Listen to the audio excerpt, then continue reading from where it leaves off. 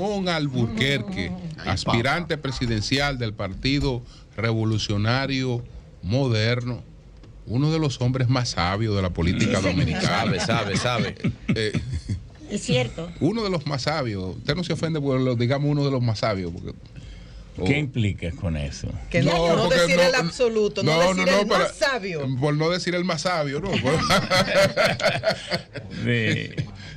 No dijo nada, parece que no le gustó. Él quiere que diga el más sabio. No, pero eso lo estás suponiendo tú. Sí, claro. Usted sabe que cuando leo algunos de sus mensajes en Twitter, yo digo, ¿pero es él o no? ¿Le habrán hackeado la cuenta? Porque por lo crítico con su propio partido. No, mira, déjame aclarar. Y entonces a veces como que no entiendo. Cuando se iba a formar, ¿quién fue que propuso que había que crear un nuevo partido en aquella batalla con Miguel Vargas? Fuimos nosotros, fui yo. El único que me apoyó fue Hugo, porque yo había ido donde él Hugo y le Tolentino. dije, Hugo Tolentino, le dije, don Hugo, hemos llegado a un punto en que creemos que hay que crear un nuevo partido porque van 36 sentencias porque ese acuerdo de Miguel con el PLD abarca distribución de las altas cortes y todo eso. Entonces, ¿qué vamos a hacer? Me dice, le comparto absolutamente contigo. ¿Y qué tú quieres? Digo, bueno, no, vamos a hacer una rueda de prensa. Me dice, yo tengo 83 años ya. Tú le puedes sacar mejor ventaja a eso, pero yo te apoyo. Haz la rueda de prensa. Entonces la hicimos. O sea, ese es el primer paso que se da. Claro, solo él nos apoyó. Cuando yo voy a las reuniones que hacíamos, que estaba el compañero Luis Hipólito, Andrés Bautista, Chu, todos los otros dirigentes, me entraron. Pero bueno, ¿y cómo es posible que usted plantee eso, una persona como usted? Digo, creo que debemos crear ese partido y como ustedes no tienen salidas, no tengo yo prisa para crear ansiedad, los espero. Cuando estén preparados, no hay otra salida. Me avisan, así mismo fue. Pero cuando lo íbamos a crear, le dije, yo quiero una reunión de compromiso. Y por cierto, el presidente hoy, Luis, dijo, la quiero en mi casa. Y lo hicimos en su biblioteca. El segundo paso. La hicimos en su biblioteca, casi no cabíamos. Entonces yo dije, ¿qué partido vamos a crear? Primero dijo el compañero Hipólito, tú debes ser presidente. Y digo, no, a mí me dejaron solo y ustedes se enloquecieron con Miguel Vargas. Y entonces el único que siguió así rectilíneo con las líneas del partido fui yo. Y enloquecieron y me dejaron solo. No quiero eso. Pero lo que yo quiero preguntar es qué tipo de partido vamos a crear, cuál ideología, cuáles líneas, por qué comportamiento. Y dije, yo quiero reservarme el rol de, yo he sido la persona que cuando nos sacan del poder, yo he creado hasta programas de televisión como aquel que yo creé, Soluciones, para explicar qué hicimos en el poder, porque pasamos por el poder, pero nadie se ocupó ni siquiera de explicar cuál fue la intención de lo que fracasó o la intención de lo que fue exitoso. Y entonces yo dije, me voy a reservar el derecho, tenga cargos o no tenga, de yo señalar, porque no quiero que duremos solo 4 años en el poder. Y si tú quieres ver, o alguien quiere ver, lo que nosotros decimos, a veces como crítica, a veces no, son propuestas de cómo hacer las cosas mejor o para que se corrija lo que se haya hecho mal. Porque a veces se hace por mala fe y que no hay duda de que el presidente se entregó en manos de la oligarquía. Eso yo no lo he escondido nunca. Aquí, en los gobiernos de Balaguer nunca le entregó ministerios a las oligarquías. No, ni Leonel tampoco, ni Danilo, pero el compañero Luis sí. ¿Cuáles ministros son oligarcas? Anda la porra. Hoy el de la presidencia, Joel Santos, ¿quién representa? ¿Te representa a ti, a mí? A los que estamos aquí. Así, no hay que hacer la descripción. Un empresario turístico. Pero claro, pero yo digo que porque a mí me gusta hablar claro. Él habló un lenguaje pero claro. Ya yo hablé claro. Él preguntó a quién representa, no dijo quién es. Él preguntó. Pero no es el tonto. Que él no habló de él per se, él te preguntó a quién representa. Yo lo escuché cuando venía. Él hizo un análisis económico y ahora va a hacer un análisis de tontería. Ay. Pero un solo caso. No era porque te voy a explicar. Pero ingeniero, por ser empresario. Porque en el caso de Leonel yo le puedo citar a Luis Manuel Bonetti, por ejemplo. El único, pero uno siempre en reglas hay excepciones. Exacto, ustedes saben que eso es así. Bueno, un solo caso. Sí. Ingeniero, ¿cómo sería, usted aspira que sea el proceso para escoger el candidato presidencial del partido? Hasta ahora todo está cuadrado en función de la repostulación del presidente Abinader, incluyendo la mayoría de los aspirantes de su partido, salvo el caso suyo, el caso de Guido, han pospuesto y están hablando de proyectos presidenciales a partir del 28. Usted está articulando un proyecto para el 24. Entonces, ¿cómo usted aspira que se haga esa escogencia? Déjeme decirte, estos son tiempos de incredulidad global. Sí. ¿Qué incredulidad no está Estados Unidos? Que como potencia mundial no atina una. No atina una. En lo único que ha encontrado más o menos respaldo en la OTAN, obligando a la OTAN, Estados Unidos, y la obliga porque se sabe que todavía Alemania está ocupada e Italia está ocupada también. Son los dos miembros principales. Luego viene Francia, que no está ocupada, pero todas las naciones que perdieron la Segunda Guerra Mundial están ocupadas todavía. Entonces ellos tienen cierto grado de libertad, pero cuando Estados Unidos le mete el puño, lo metió. Tiene 28,000 soldados en 14 bases militares en territorio alemán y también italiano. Entonces, Estados Unidos con lo único que ha encontrado es eso. Entonces, la incertidumbre pasa también. Los únicos países que no están mostrando extremas incertidumbres son Singapur, China, Rusia, porque Rusia es un país profundamente unificado. La gente no se pone a estudiar eso. El 89% es ruso y tiene 23 identidades nacionales y municipales, pero el 81% es ortodoxo, es decir, hasta en eso tiene mucha unidad.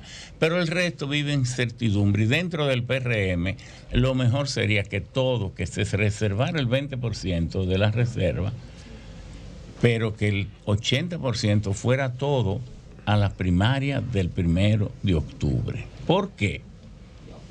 Porque, ¿y cuántos van a creer en una encuesta? En una época de incertidumbre. Aquel que invirtió su dinero, que creía que todo iba a una primaria, ahora le dicen, no, es por una encuesta. ¿Y quién va a hacer la encuesta? Porque la encuesta, para que el país sea coherente, debería hacerlo la Junta Central Electoral, no el mismo partido, ni la cúpula, porque la cúpula vive defendiendo las bases de los partidos de su cúpula que quieren ser hegemónicas. Entonces, si las encuestas las hiciera la Junta, pero lo va a hacer personas que todos tienen intereses. Entonces, nosotros estamos proponiendo y aconsejando que todo vaya a la primaria y que hay tiempo. Igual que las llamadas asambleas de delegados en ningún sitio se han hecho, son asambleas de empleados. Sí. Entonces, que van con papelitos y entonces ponen al que quieren. Entonces así están sustituyendo casi todos los dirigentes del partido.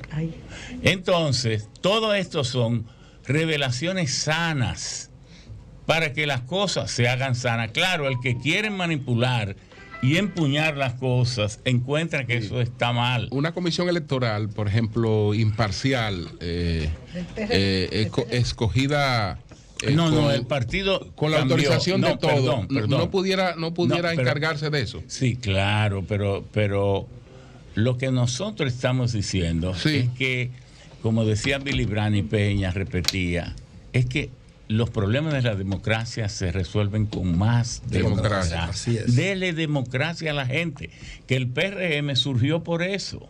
Sí. ¿Por qué el PRM tuvo tanta aceptación? Porque cuando salió el Partido Reformista, todo lo hacía por dedo, y el PLD también, o sea, 20 años, las mismas direcciones, la gente se hastió de eso. Vino el PRD, todo lo hizo por convención. ¿Se acuerdan en el 2018? La única convención para elegir a todo el mundo. Bueno, pues eso nosotros recomendamos. Ahora ya se ha dicho que la selección del candidato presidencial será el 1 de octubre por estas primarias, y que de los regidores también. ¿Le estarán llamando por algo de lo que está diciendo? No, aquí no hay, porque todo el mundo sabe que uno es libre, dice lo que quiere. Claro. A mí nadie me... Bueno, entonces... Entonces, el 1 de octubre. Sí, el 1 de octubre, y también para los regidores será también electo de esa manera. Otros serán por encuestas, y sobre todo los senadores y diputados.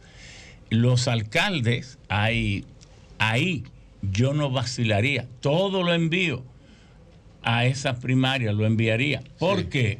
Porque eso ahorra dificultades de gestión a la alta dirección. Pero están enviando 120, de acuerdo al dato que me mandaron. Sí, tú puedes dar el dato. Están enviando 126 alcaldías a convención, solamente 32 reservadas. Están enviando 142 Gracias, Virgilio. Gracias, Virgilio. 142 diputaciones. Claro. O sea que es un buen número. Es decir, pero... Y la candidatura presidencial mediante convención. Pero a convención, pero una cosa es la convención y otra cosa es la primaria. Pero pregúntaselo tú, Virgilio, porque lo está mandando por el grupo. Primaria. No me van a poner a pelear con Ramón. Perdón. Sí, no, yo no sé pelear. No, que eso es José. Él lo está mandando, ingeniero, a todito. Convención es una cosa y primaria es otra. Las primarias son las que la gente vota de manera universal, voto secreto y directo. Es de eso que estamos hablando para el 1 de octubre. Convención de delegados. Lo otro es convención de delegados, que casi siempre son de empleados. El gobierno la controla. Después que los partidos están en el poder, son muy difíciles. La controla. La postura de... Pero mire, yo no estoy diciendo esto como crítica, es como análisis. El político debe ser un analista social. Totalmente. Que analice la realidad de las cosas para que los hechos no les sorprendan cuando no haya remedio. Así es. ¿Usted está solo con esta línea o hay mucha gente que coincide con usted? Déjeme decirle. ¿Usted es una minoría, aquí va a haber minoría? Mucha sorpresa. Ajá. Porque lo que nosotros estamos viviendo es que dentro del PRM la mayoría se está yendo con nosotros. ¿Cómo? Oiga lo que yo le estoy diciendo. La mayoría se está yendo con nosotros, pero como ustedes son grandes lectores de ese libro de Robert Greene, las 48 leyes del poder. Las 48 leyes del poder. Y nunca asuste a tu enemigo poderoso hasta que él no esté en condiciones de no poder actuar.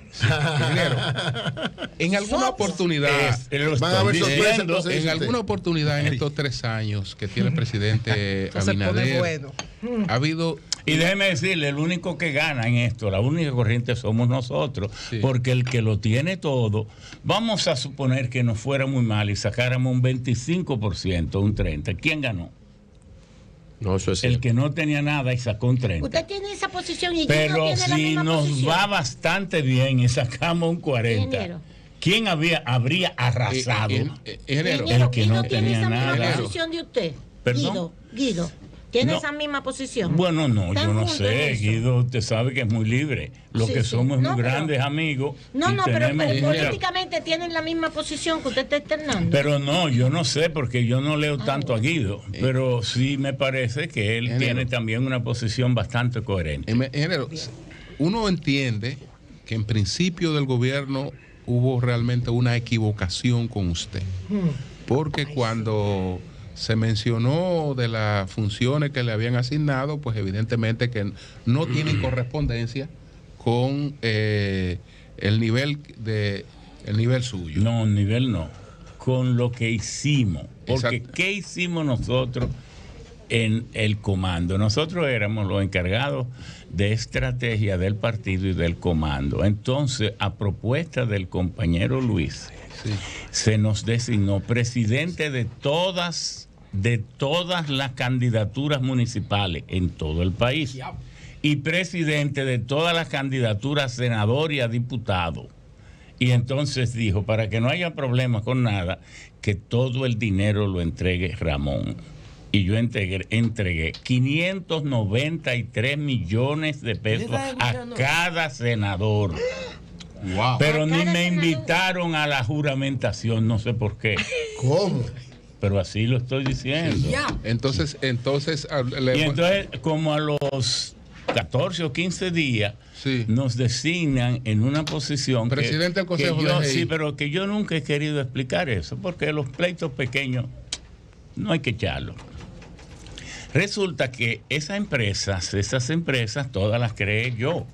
Y voy a personalizarlo. ¿Por qué? Porque fui el quien sometió la Ley General de Electricidad. Sí. Ustedes lo saben. Sí, claro.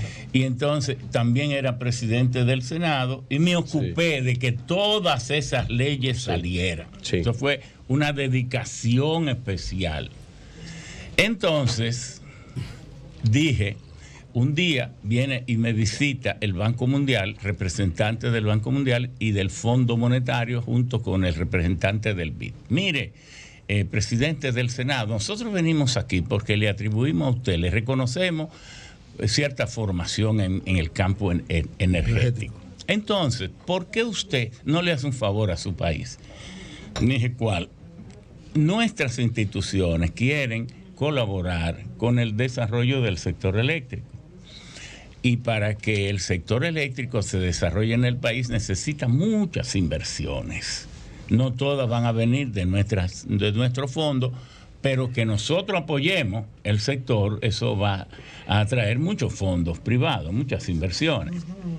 ¿Por qué usted no se responsabiliza entre nosotros de manera más cordial y cortés en introducir las reformas que son necesarias al sector? Porque con una CDE creada en 1955, que es generador, transportista, distribuidor, comercializador, policía, y poniendo multa y haciendo lo que quiere, con eso no hay institucionalidad. Entonces yo lo tomé en serio, recogí los proyectos de ley que habían por ahí, formalizamos uno y lo introduje. Entonces, ahí vino esa visita.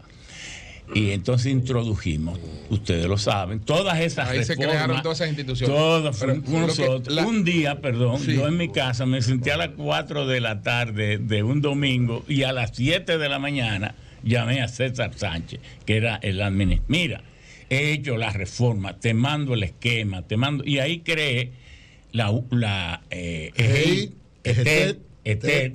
Y de último, y la CDE, con las 3C. Y ahí por último, dije, ¿y quién le va a poner los postes de luz que falten a los pobres en los barrios y en los campos? Y los 2 kilómetros de línea, ahí vino la UER, que me la inventé ahí mismo. Sí. La unidad de electrificación rural. Lo que quería preguntarle era lo siguiente. Pero tiene valor esto que te digo. Entonces, estas empresas no podrán privatizarse, pero además el gobierno, el Poder Ejecutivo tiene 180 días para formalizarla conforme a las leyes comerciales del país. Todo se hizo menos la EGEI. Y fue en el 2007 que el gobierno de Leonel creó la EGEI. Y entonces, por decisiones de ellos, quien controla esa empresa es el administrador. Es quien convoca el consejo, es quien lleva las actas y todo. Incluso, como un dato, que nunca lo he mencionado, el administrador gana 600,000 pesos y el presidente 225,000.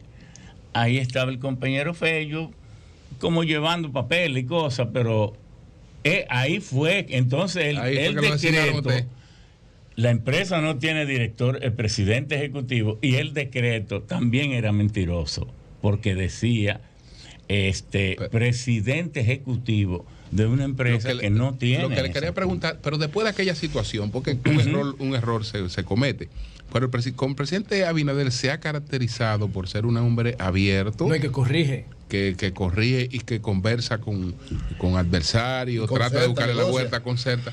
En el caso suyo, el presidente Abinader no intentó varias veces sentarse con usted. Sí, claro, pero uno toma y satisfacer cualquier pero malentendido. No, es que no hay forma de satisfacer porque es mi derecho y mi decisión. No, pero malentendido.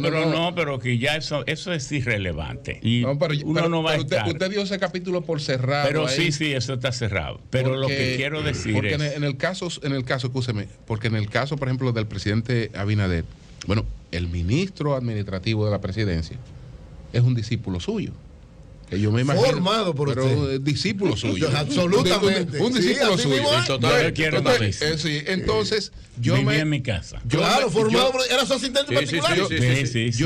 Yo me imagino que ha sido... Y muy inteligente. Brillante. Yo me imagino que en algún momento intentó ser un canal... Claro. Para procurar salida. Así como don Ramón, se supone que no hay. Así como el ingeniero fue asistente de Juan Bosch también. Sí, no, y de Peña. Ingeniero. Claro, de Peña. No debe haber enemistades personales en política. Pero no se ha sentado el presidente. Todo eso ha ocurrido. Pero lo importante es que los seres humanos toman sus decisiones y aspiran a lo que quieren. Y nosotros no estamos haciendo nada indebido, sino aspirando a la presidencia para hacerlo mejor que Luis Abinader, con más formación y con más criterio. Eso es así, claro. Pero usted le dice a ese gobierno que es un gobierno oligárquico. Pero claro, pero ¿para qué yo lo voy a repetir ahora? Sí, ya lo he dicho tantas veces. El ingeniero habla solo, no hay que ayudarlo. Consuelo, pero eso es de lo más suave que ha dicho. En el ánimo de seguir intentando analizar las cosas, más allá de que cada quien tiene su posición política, si fuéramos a hacerle un balance a esta gestión del PRM y del presidente Abinader, ¿se pudieran señalar los puntos más positivos y negativos? Mira, lo mejor es hacer una evaluación general. Este gobierno es 1000 veces mejor que los saqueos del PLD. Eso sí lo digo. 1000 veces mejor que los saqueos que ahora se están viendo en los tribunales por favor. Del PLD. Leonel, que fue el capo creador de esa corporación financiera que saqueó el país. Pero usted le llama un capo. El capo es jefe en italiano. No, pero el capo yo de la hablo mafia italiano. Es de la mafia. No, yo sé que pero habla no, mucho señor, eso no. Capo de la mafia. No, pero usted le está poniendo no piense en la mafia, que yo le aseguro que yo no estoy pensando. No se vaya por ahí. Pero no, estamos diciendo las cosas como son. ¿Quién fue que creó ese modelo de saqueo del Estado para mantenerse en el Estado? Lo que le dijo Hipólito. Pero hasta cariñosamente eso se le puede decir a cualquiera. Eso se creó en República Dominicana. Y lo creó el PLD y lo creó Leonel Fernández siendo presidente y Danilo, que fue el coautor de ese. Ese es el tema de la capo, jefe de una mafia, especialmente de narcotraficantes. El primer significado según el diccionario de la RAE. Hay otros significados, pero el primero, que es el que está en la mente de todos nosotros. Claro, pero capo, yo les jefe digo, de una mafia, especialmente de narcotraficantes, por eso llama la atención. Término, él lo está usando el primero. Que usé el término. Está usando otras excepciones. Tómenlo en las. Si hay 3 o 4 excepciones. No, pero que lo está usando. Claro. Capo Significa, mira, capo significa jefe.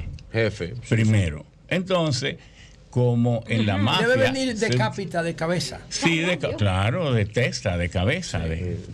Sí, los cambios que usted busca, que decía que quiere que Abinader mejore, si no lo logra, ¿qué salida, qué haría usted? No, pero nosotros hacemos nuestras propuestas para que el gobierno avance y en muchos aspectos avanza.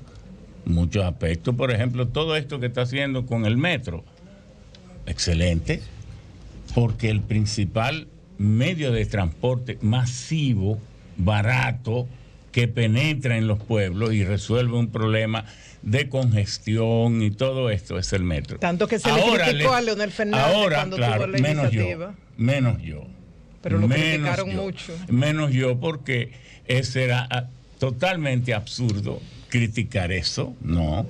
Ahora, tenía el país las condiciones económicas para hacerlo. ¿Qué se le criticó? Por lo menos yo como ingeniero, que lo hicieran y partieran a hacerlo sin presupuesto, como se demostró, y no tenían ni diseño, sino vamos a hacer un túnel por aquí. Eso fue lo que criticamos, por lo menos yo.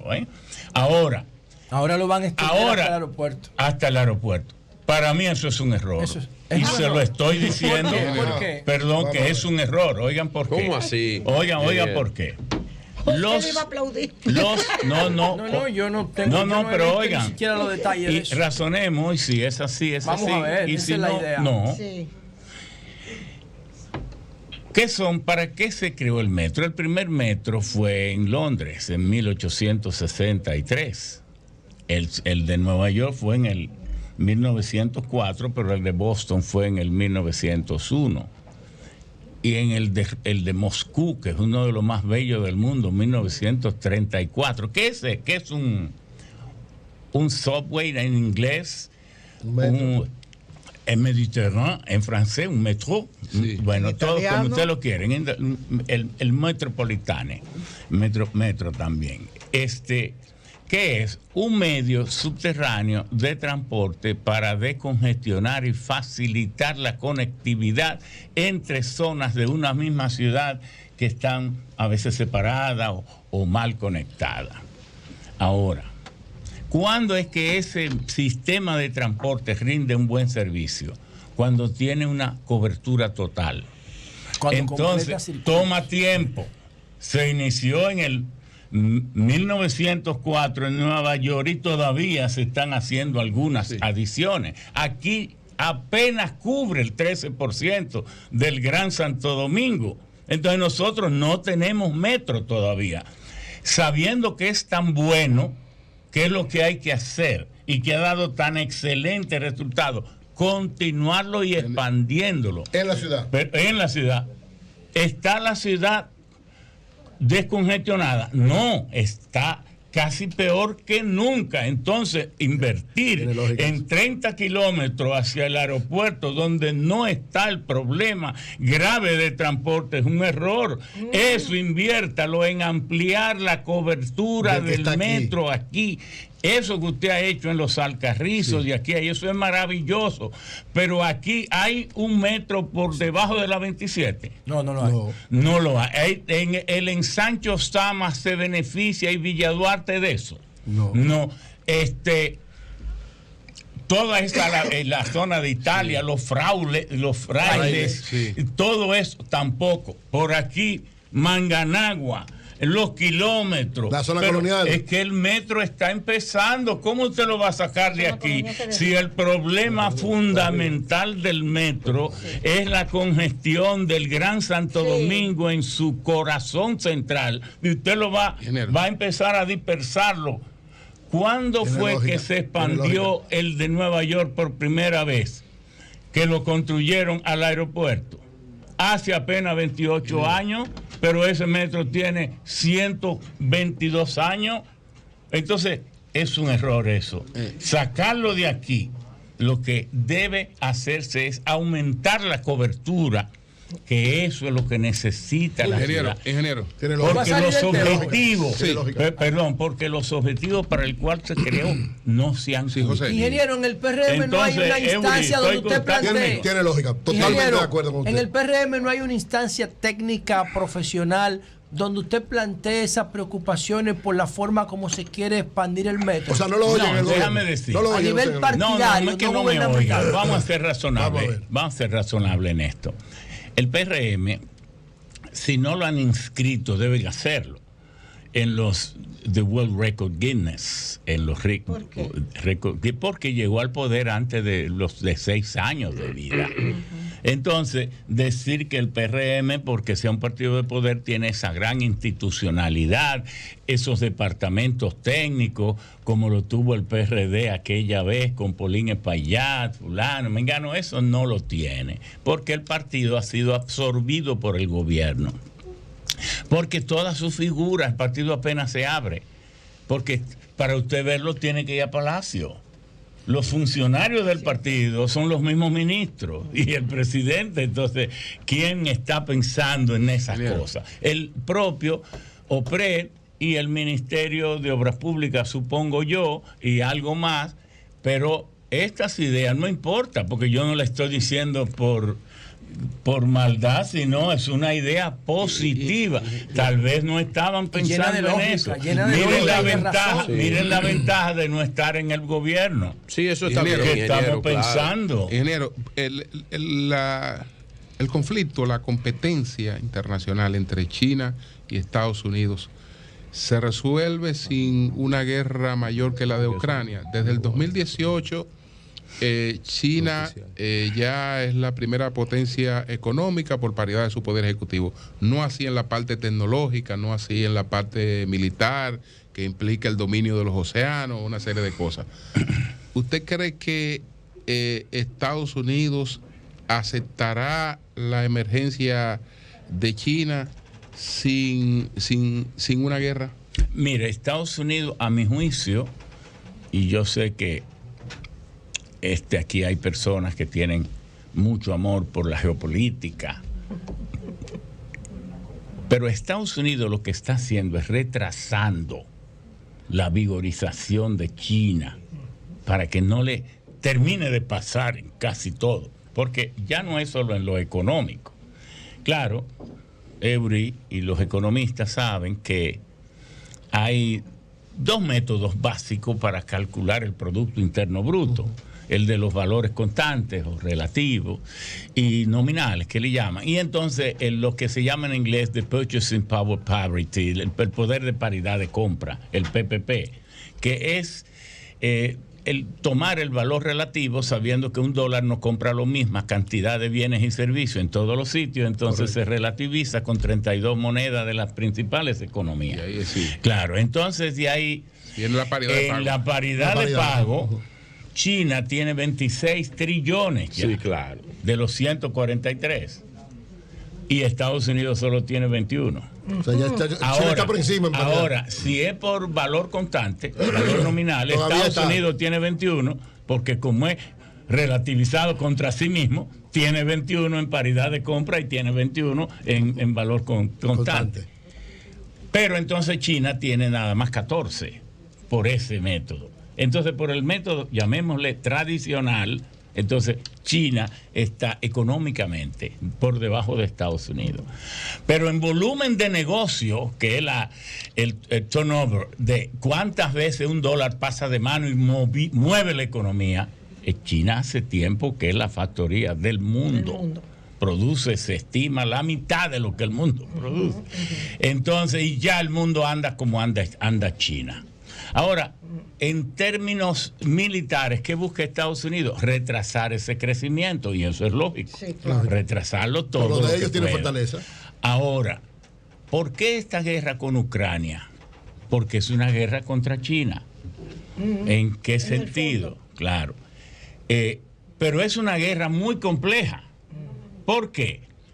Porque Estados Unidos, que se apropia del nombre de América, porque es verdad que está en América y es verdad que es la mayor potencia y está en América. Pero no es América. Pero no es América. Y es tanto que no es América que la mayoría de los países de América no apoyan a Estados Unidos en su guerra contra Ucrania.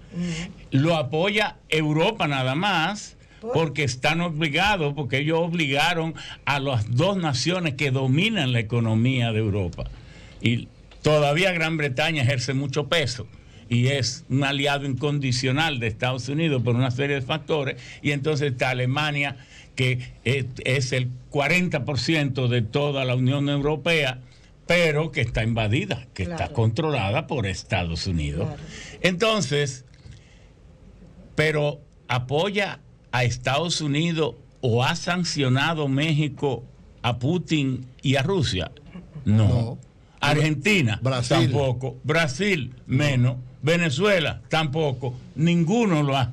Entonces, América... Usted mencionó 4 gobiernos de izquierda, entre comillas. No, pero tampoco Economía, lo ha hecho Perú. principal. Perdón, no lo ha sancionado ni Perú, ni Chile, ni Uruguay, Honduras. es ninguno. Ni Honduras. Solo Paraguay, solo Paraguay, Haití, Honduras no lo ha hecho, República Dominicana. Somos los y las islitas chiquititas Que son inglesas. que son inglesas. Entonces, pero eso es el 3% que yo lo he calculado de toda América, no Estados Unidos ni Canadá, porque Canadá sí está, pero apoyando fríamente. Entonces, ¿por qué Estados Unidos hace eso? Porque quiere, primero, lo que le llaman the heartland, el corazón de la tierra para ejercer el poder en el planeta. ¿Cuál es? Eso va desde Rusia, China, Euroasia. Entonces, la unión de Rusia con China son 17 millones de kilómetros cuadrados, tiene Rusia, que hace 60 años la gente miraba a Rusia como un país heroico porque vivían en el hielo, porque no se habían descubierto los recursos energéticos y naturales que tienen. Pero ya sabiéndose, Rusia sencillamente es un país chocante porque tiene 17 millones de kilómetros cuadrados, pero solo 144 millones de habitantes y tiene 23 entidades, que el nombre no es Rusia, es Federación Rusa. Entonces, ¿pero qué es lo que buscan? Desintegrar a Rusia, porque creen que Rusia es desintegrable. Pero que fue Rusia que provocó todo este lío. No fue Rusia que provocó todo este lío. La OTAN. Bueno, déjeme decirle, el origen de todo eso fue el acuerdo de Minsk. Así mismo, del 14. Entonces allí Estados Unidos, al desintegrarse, porque Yeltsin parecía loco, pero no era totalmente loco. Tenía alguien. Él amarró y le dijo: Estados Unidos no va a propiciar una enemistad de los países que antes formaban parte de la URSS, los países limítrofes, y va a tener mucho cuidado en esto y va a permitir que Rusia cuide su frontera. Claro. Eso está escrito. Eso sí, y es correcto. Ese es el artículo 11 del Acuerdo de Minsk. El Acuerdo de Minsk. Entonces, ¿qué pasa? Que todo eso se rompió. Nosotros no tenemos que justificar ni a Rusia ni a Estados Unidos. Analizar ese tremendo conflicto que puede tener consecuencias terribles para el mundo. Entonces, ¿qué es lo que hay para resumir? Que no hay ese tiempo. Bueno, que Estados Unidos ha investido a Rusia, pero es invirtiendo que los recursos que le faltan a China le sobran a Rusia.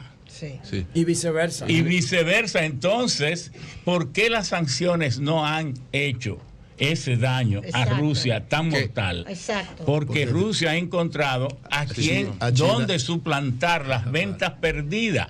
Primero, todo fue calculado por Putin, porque lo que le llaman de Powerful Siberia, el poderoso de Siberia, que es el gasoducto que va desde la Siberia hasta Beijing y Shanghái, ya estaba construido. Entonces, el gas que no le va a vender a Europa, se lo vende a China. No le vende a Europa, pero todavía Europa le está comprando el 70% del gas, porque hay cosas que ustedes tienen que descubrir. Entre Rusia y Europa hay 12 gasoductos. Está el Nord Stream 2, que es donde hicieron el sabotaje, que no estaba en operación, el Nord Stream 1, que opera desde el 2012. Entonces dan 2 gasoductos a través de Bielorrusia, y entonces hay 7 a través de Ucrania. ¿Cuándo ustedes han oído que uno de esos gasoductos que cruzan Ucrania ha sido afectado, saboteado? O parado. Ninguno está parado, porque Ucrania no tiene gas, solo tiene el 15%, el gas todavía se lo está dando Rusia.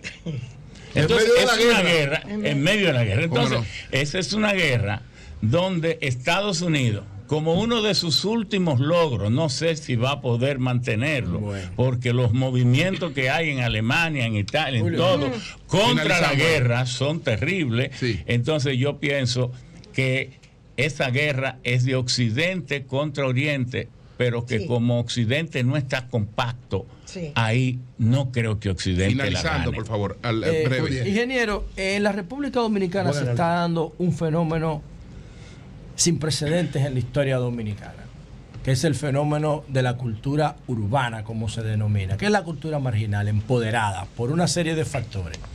Están dominando las principales corrientes de opinión pública, controlan los barrios, modifican conducta y están promoviendo esa cultura a nivel global ya, con dimensiones globales. Usted como político, como planificador de política pública, como intelectual, ¿cómo usted ve el comportamiento del género urbano en la República Dominicana y si debería ser ese movimiento reprimido para que no siga creciendo o debería ser estimulado para que crezca con ciertos controles de calidad? Mira, cada época, conforme a su desarrollo tecnológico, trae sus propios desarrollos culturales simultáneos, porque la culturalidad de los pueblos se divide en la patrimonial, que es la que se ha acumulado por los tiempos, y la momentánea circunstancial, que es el brote de todo aquel que estaba ahogado quiere reventar y decir. Para mí lo urbano muere tan pronto deja de ser útil y tan pronto surge otra cosa que entretenga igual o más. Ese no es un fenómeno para mí. Lo urbano y lo citadino se vuelve peligroso. Cuidado. Se vuelve sociología pura. Están brotando ahora por el disfrute enorme, impresionante de las redes sociales. Exacto. Eso ha estremecido al mundo y se necesita una transición para que el mundo realmente llegue a utilizarlo constructivamente. Ahora, lo ya urbano... el año que viene las redes sociales cumplen 20 años. Claro, 20 años, pero lo urbano se vuelve peligroso cuando se junta con el fenómeno de la posverdad.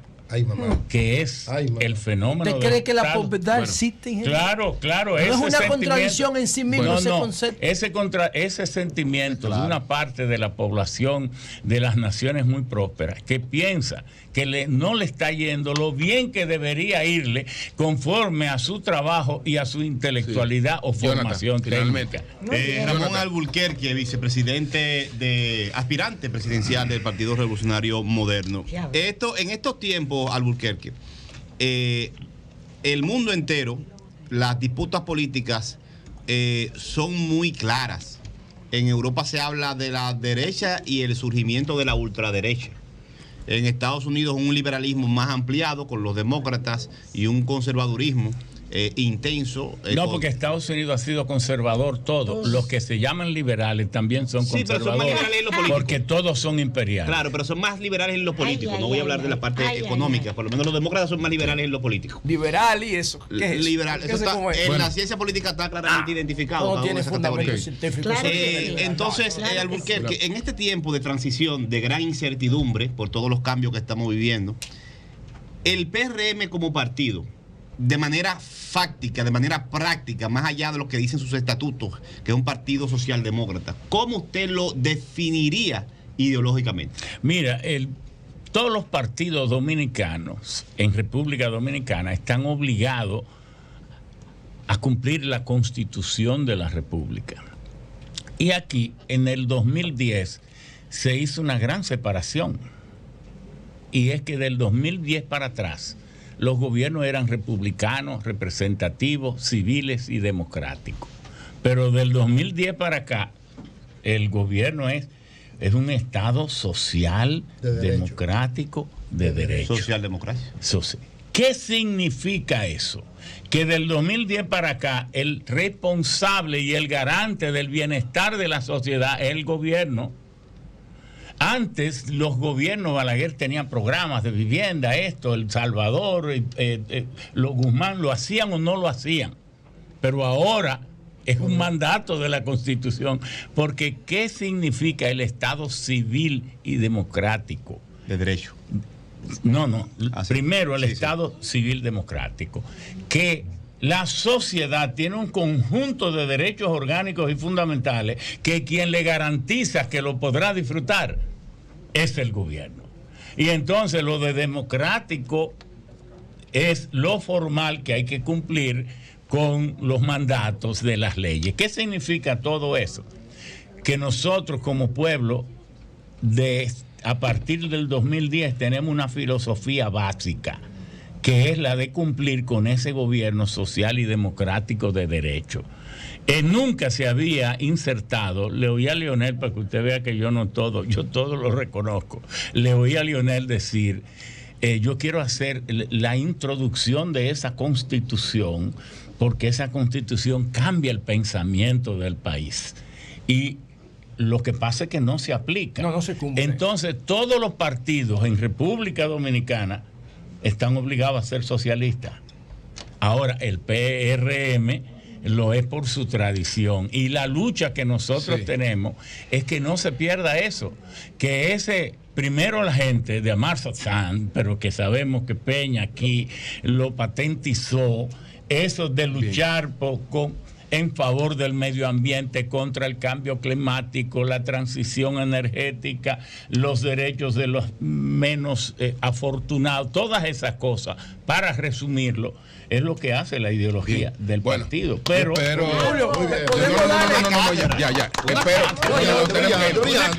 gracias al ingeniero Ramón Alburquerque, y esperamos que a nuestra productora no le dé tanta brega. Ella lo invita. Aquí le damos a hablar. Él es que es difícil. Yo lo dejé hablar. Muchas gracias a usted. Cambio fuera.